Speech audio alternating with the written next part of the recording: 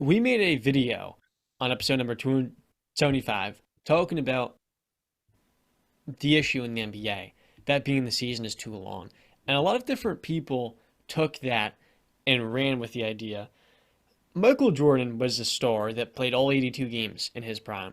So did Magic Johnson. I mean, Jordan played in 8 of his 13 seasons and didn't miss a single game. Larry Bird, up until he was 31 years old, all of those stars in the past, Wilt, Hakeem, they played almost every single game.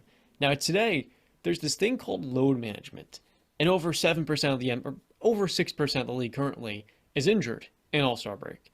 It's a weird thing where, in spite of all of the advancements we have made over the last 25 years in travel, health training, nutrition, and then strength and conditioning, that players are more injured than ever. And it prompts the question, why exactly? Now, I actually made a YouTube video about it today, and if you guys want, we could react to it, but I can give you the basic rundown here. There was actually an article 3 years ago released on ESPN by Baxter Holmes that I think a lot of people like to ignore because, especially with older generations of NBA and sports fans that maybe don't like the millennial class per se, they like to bash them, call them lazy, call them entitled. They like to do that a lot, right? And I think it's selfish, not selfish. I think it's lazy. I think it's, immature. The reality is athletes 20, 25, 30 years ago grew up playing multiple different sports because the NBA was not as appealing to play in as it is today. Because of how special and distinct the league is and all the perks, all the benefits that come making it to the league, most kids growing up that are really good at basketball play basketball all year round. And kids that maybe are 0 or 1 star athletes, they push themselves every single weekend from the age of maybe 10 years old to 17, 18 to play in every single AAU tournament. Now, I wasn't a great hooper, but I did play AAU myself. And even I would go through tournaments where I would play 3 or 4 games in 2 days. And keep in mind, I was an average high school player. Imagine what a prospect like Jonathan Kuminga or Shane Sharp gets their 5 star recruits, soon to be top 10 picks, how much they were playing with AAU teams that were traveling nonstop. Maybe not only is getting shorter flights, they're driving 3 or 4 hours to games at the age of 16 years old, 17, 18. Before they even get to college, they have played, in many cases, in 9 years, as many NBA games, as many games as you would play in a 9 year NBA career, because you're playing all year round, about 25 games a season, with no breaks. So now these players come into the league at 17 to 19 years old, oftentimes, as one and dones. When their bodies are fully maturing, get to the age of 27 years old, 28, 8, 9 years into the NBA, and they start to break down more and more. And I want to get your guys' take on it. Justin, it's not just basketball. We see all sometimes in baseball too. I want to know, as a huge MLB fan, do you notice a trend nowadays, maybe with players, pitchers specifically, having to undergo Tommy John surgery, maybe more? Or is that maybe something more so in the past for the MLB? I think I talk about this not just as a MLB fan, but also as a head coach myself. That a lot of players now, and even myself growing up, I only played baseball. I played football and basketball on the street, but I never committed myself to actually, perfecting a craft or playing competitively in those sports. Playing all those sports benefits you, and it makes you such a well-rounded athlete that where if I was playing, basketball, if I took a little break from baseball, I'm taking a lot of pressure off of my UCI. I used to pitch, so I've gone through scares of Tommy John. Fortunately, I've never had to go through the surgery, but you see it a lot in young athletes where you mentioned, they play basically a whole NBA season when it comes to all these AAU games that they play. And the same thing can be said for baseball. Baseball season kicks off in April, while Little League ends in June. Guess what's kicking off? Travel ball. And travel ball is from June all the way, and it keeps on going. I know kids that were playing from April to October. Guess what? That's how long the big leaguers play till. So a lot of it is there's pressure. There's that kids have. People want to reach the top so bad. So especially in baseball, when it comes to pitchers, you're not getting anywhere if you're not throwing gas. You got to throw hard. Uh, Back in the day when I was younger, you could see pitchers throwing 90, 91, 92, and that was enough to get you by. Now, 90 miles per hour to some pitchers is nothing. They don't feel proud about it. You got to pump 98, 99, and with all of that, you're putting so much tension on your arm. It's very taxing on the elbow. So yeah, I think overuse is a real thing, but more so kids just not taking a break. They take a break from your sport for a while, do something different, play some football, play some baseball, play some basketball, get a mix of all of that. Because when you commit yourself solely to one sport over and over again, your body, it takes a toll on your body, no matter how old you are. You won't feel the effects of it when you're 14, 15, but by the time you hit even 18, 19, 20, you'll feel those effects. Yeah, man. I mean, you look at some of the best athletes in sports. I look at Derek Jeter. Derek Jeter played basketball. Aaron Judge was a basketball player and a football player. Michael Jordan played baseball. Deion Sanders, damn, he was playing in the MLB, played in the World Series. Bo Jackson was a superstar athlete, and it just makes you so much more well-rounded. And wow, guys like Bo Jackson, dealt with a ton of injuries. Guys like MJ, guys like Deion Sanders, who are just so limber, can do everything. Mm-hmm. It's definitely helpful opening yourself up to so many different sports. It's so much better for your body. Yeah, so this is an interesting topic. So the side of the coin that I come from is I can look at the old heads and respect what they did in the 90s and the 80s and prior to that too. And even in the 2000s, I can respect all that 82 games and I can commend them for that.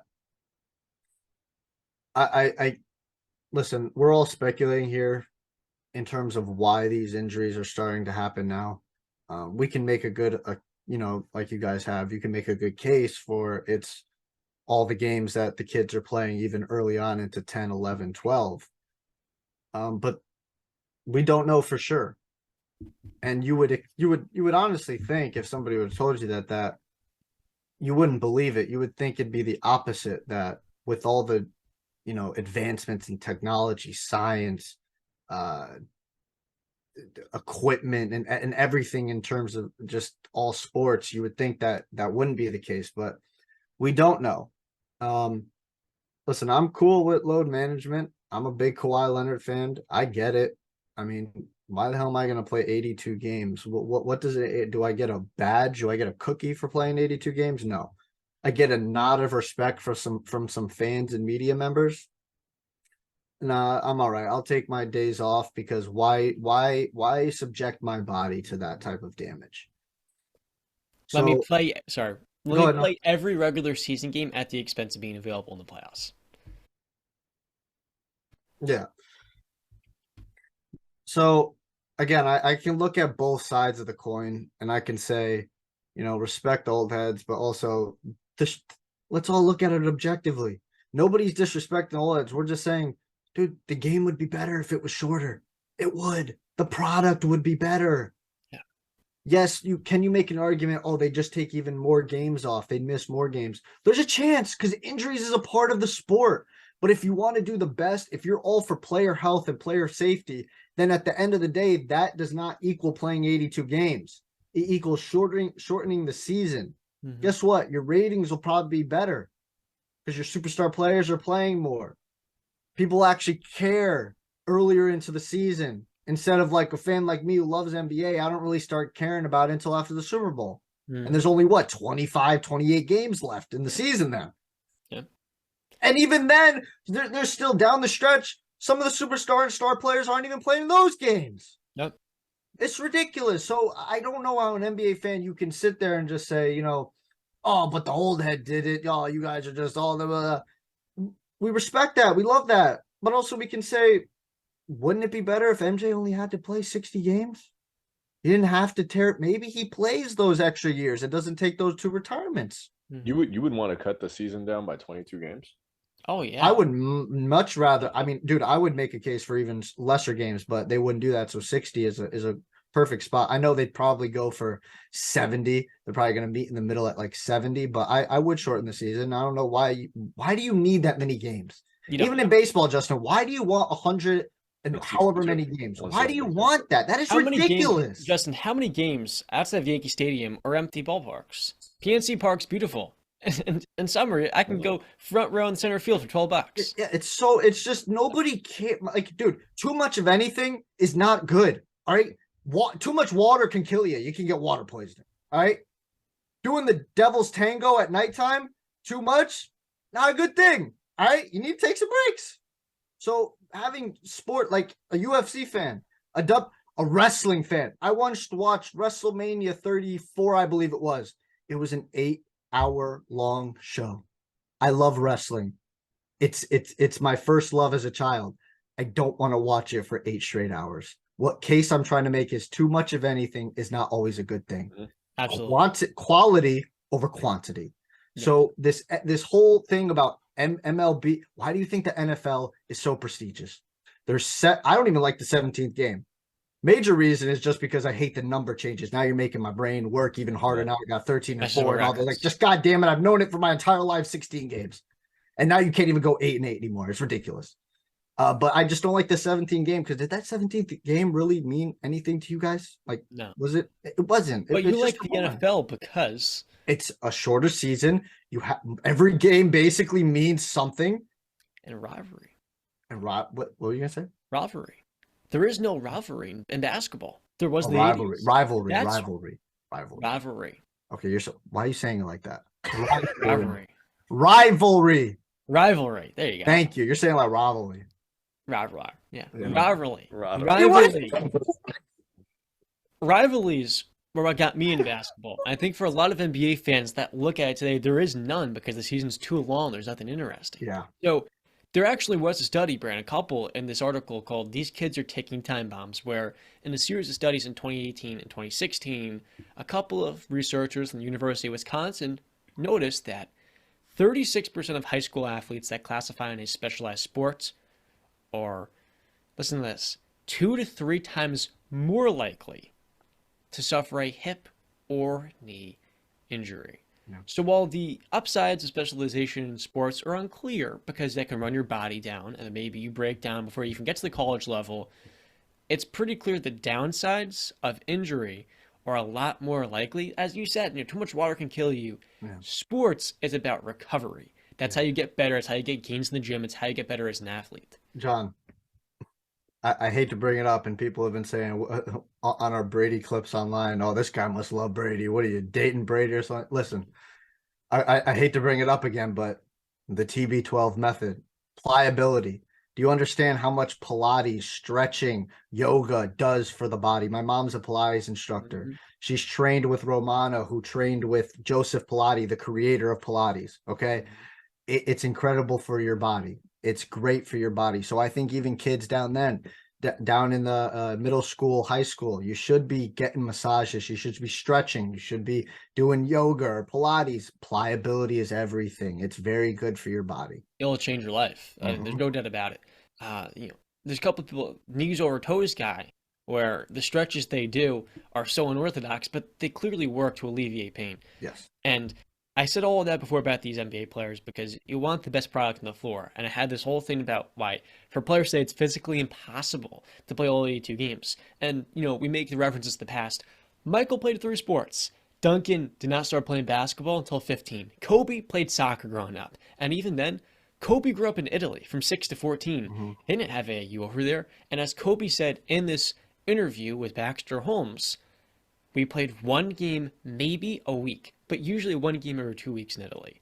So when you compare Kobe coming to the league at 19 or 17 to NBA players today at 19, the level of mileage is kind of like this.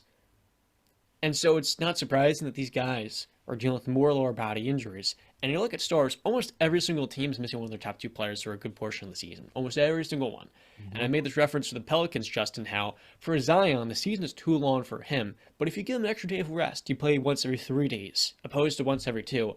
That 1 extra day, when you multiply that over a 5-month span, makes a massive difference in their long-term durability.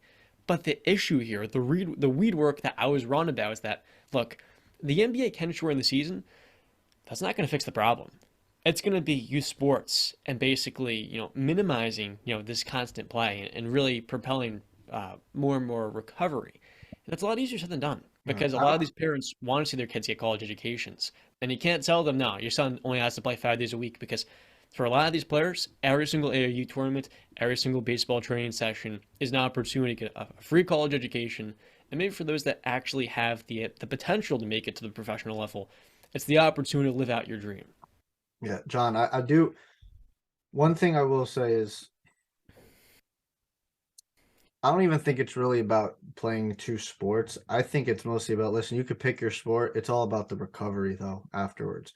And I don't think parents, I don't think coaches, I don't think players, kids, teenagers really care about the recovery as much as they should. It's not so much care. I also believe they They don't acknowledge understand. it. Yeah, they don't understand, or Yeah, some which parents is the thing. I mean, if you watch the Redeem Team documentary that came out last year, LeBron James didn't start taking excellent care of his body until that year when he saw Kobe getting up at 3 a.m. in the morning. He said it himself. Carmelo Anthony was like, hey, all right, I ain't getting up that early. And you saw how Carmelo started to deteriorate down the line. So in his case, he didn't actually care. He knew, but he didn't care. But I get what you're saying, Justin. It's just more information about that. Like, so much is focused on honing your craft and becoming the best you can be. But a part of that is the recovery process before and after and during, taking your breaks in between reps and certain things like that. Taking that valuable rest period where you get your heartbeat down, you lower it down a little bit, you get a little breath in. It's major for being able to consistently do it, to even because to affect your cardio and your stamina point. That's tremendous for that stuff. So yeah, I think it's, instead of two sports, I mean, one thing that's great, if you're a basketball player, instead of always running or taking up track and field, take up swimming. Much less effect on your knees, much less heartache on your knees, and it's so much, and your stamina will get incredibly better. Your breathing will get better. Like, think of sports that are kind of the opposite, where you don't have to work those certain body parts out so much. You know what I mean?